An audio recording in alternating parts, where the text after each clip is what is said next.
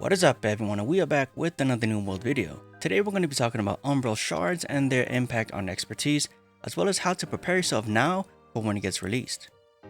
A quick disclaimer though, this is based on the PTR version, so it can change in the future when it hits the live servers.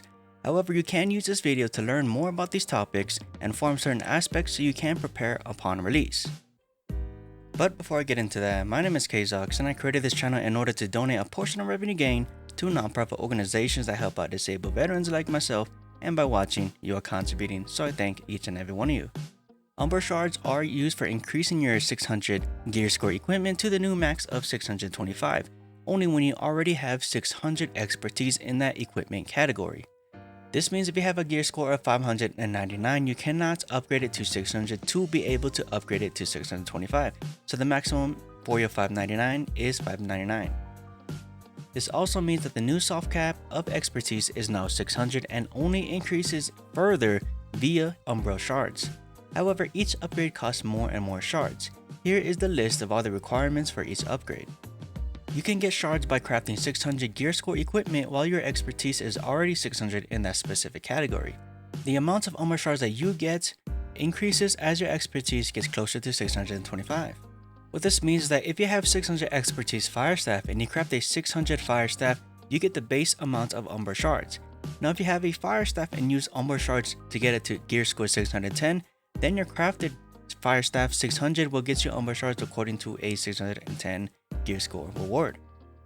In that same scenario, if you have a 610 fire staff and crafted a great axe at 600 gear score and your expertise is 600 gear score in a great axe, then you will only get Umbral Shards according to the 600 expertise at the great axe.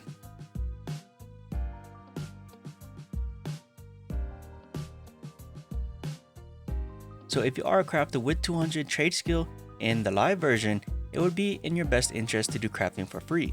That is because if you craft a 600 gear score item and your expertise is not 600, you will get an expertise buff.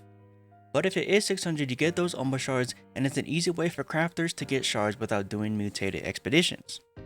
You can also get Umbral Shards by opening Gemstone casts when your expertise is 600. The higher your expertise is by using Umbral Shards on a weapon that you are opening a cast on, the higher the amount of Umbral Shards reward. So if you're already 590 gear score on the live servers, I would highly recommend still farming Gemstone. If you want to learn the fastest way to do that, that is linked in the top right of this video, as well as in the description down below. This in my opinion is a good change because it still adds value to doing gemstone farming, even at max expertise. On top of that, they have increased topaz gemstone drop rate. A lot of players like myself get 8 or 9 topaz gemstone per attunement potion, not because we miss a bag, but because the drop rate is so low. There was a rumor going around saying that the drop rate is around 75% and had a 3-minute cooldown between them, but that's just not true. There is no cooldown as far as I can tell, and the drop rate is nowhere near 75% or even 25%, as some people can get all 10 topaz gemstone within 10 minutes and others get 8 within an hour, so this is a welcoming change in my opinion. The last method is farming through mutations. This is by far the best way to get Umbral Shards, as you can get up to 6,000 at the highest difficulty and the highest rank. In order to get into an expedition, you do need tuning orbs, the original one for a normal run, and when you complete that, you will unlock the ability to do mutations. Mutations only require mutated tuning orbs. You no longer need the normal tuning orb. This means that if you are watching this now, it is highly recommended to sell your orbs at the highest price before they drop when the patch go live. But there will still be demand because you do need to complete the basic expeditions before mutations are available to you.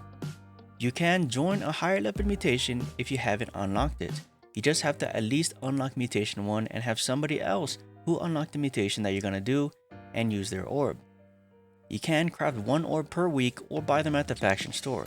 You can also buy as many as you want, but only once per week.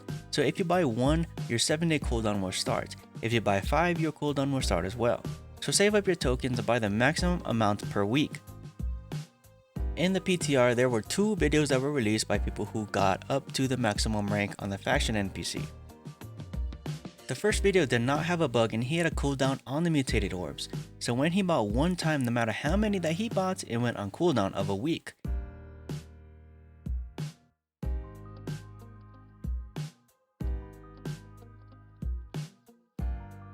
This other video that was posted on Reddit as well was showing that he bought one mutated orb multiple times and he didn't get a cooldown, but he did buy another item and it went on cooldown. So in this case, it could be a glitch, so take that with a grain of salt. Mutation Umbral rewards are based on the mutation level and the ranking that you receive.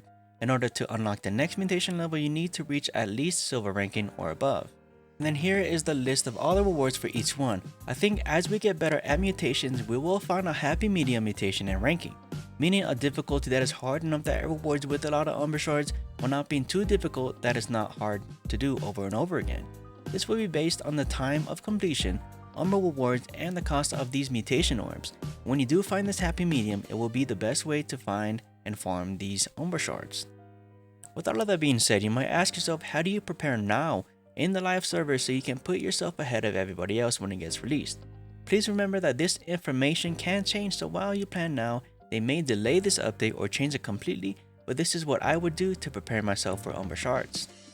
The first thing you can do is to continue farming System Cast and try to get your expertise to 590. If you do have everything to 590, stock up on them, so when the patch goes live, you can instantly get to 600 gear score by using these System Casts. You can also power level a trade skill that you think people will need the most and will complement your gear. Like I said before, crafting 600 gear score will bump your expertise to max 600, and at 600 expertise you will now get Umbral Shards. But in the PTR, legendaries drop nearly every time you do a mutation.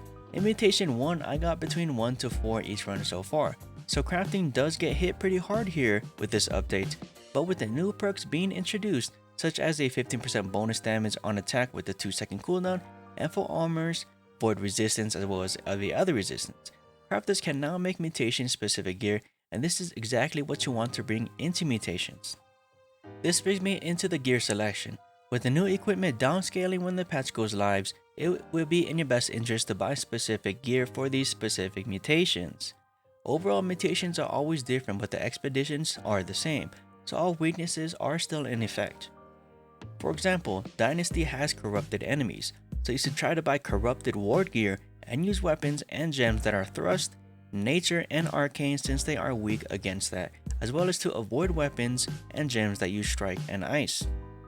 Genesis is Angry Earth. They are weak against slash and fire and strong against thrust and lightning, so get those Angry Earth ward perks and use weapons and gems that apply slash and fire while avoiding thrust and lightning. And Lazarus is full of ancient enemies, weak against strike, void, and lightning, but strong against slash and fire, so get ancient ward perks and use weapons and gems that apply strike, void, or lightning while avoiding slash and fire. This will be your basic setup that can last you up to Mutation 3 or Mutation 4 depending on how good you guys are. Since mutations and expeditions change every week when it goes live, this means you need 3 different basic sets of armor, so I would buy some basic ones now while they're cheap. But when you reach those higher mutations or have difficulty beating a mutation, this is when you have to try to min-max your gear. And that's where these crafters come in. They can craft endgame specific mutation gear to the expedition's main weakness and different ones for the mutations, because 1 week of Dynasty might have void mutations while the next time around it might have fire mutations. So in this specific case, you will need corrupted war armor with abysmal condition that will help you against void damage, and another armor set with corrupted ward and flame condition for that fire protection. You can't really prepare for this type of gear now because it's not released yet, but I do want to mention the basic gear and give you a peek into what you need to beat the higher tier mutations, so when this patch goes live you can plan for that. Another thing that people forget about is combat trophies. There's corrupted, Angry Earth, and ancient damage boost trophies. One can be placed for each one of your 3 houses for a total of up to 15% damage boost. For major trophies, 12% damage boost for basic trophies, and 9% damage for minor trophies. Now for the mutation orbs, like I said before, you can buy them from the faction NPC for 1000 coin each and 10,000 faction tokens each. However, you can only buy them once per week, so it is recommended to get up to 7,000 faction tokens and then buy 7 at once. Because if you only buy 1 at a time, you're gonna lose your cooldown and you're gonna have to wait another week, so you basically are missing out on 6 more mutation orbs. The bad thing about faction token farming is that they introduced new missions that are not worth doing, such as killing other faction enemies and capture of forts. These do not scale with the time to complete them, so it is still best to skip these when you can. There is no trick to avoid these because they pop up no matter what, even if you own the fort or the fort is locked because of an invasion or a war. So try to do the easy PvP missions and go from there. But since you can't capture a fort in Great Cleave, there is no mission for that. So there is a smaller pool of PvP missions than Restless Shore and Reek Water. I picked Restless Shores and Reek Water because the PvP missions there are fast, and since they are capturable territories, you can use territory standing cards in order to boost your faction tokens gain. This is huge and you can easily reach 30% bonus faction tokens. Another thing to consider is the loyalty perk on bags that boost your faction token gains by a percent amount of tokens. So to prepare yourself for farming tokens, you can buy these bags and power level your territory standing for the bonus faction tokens upgrades.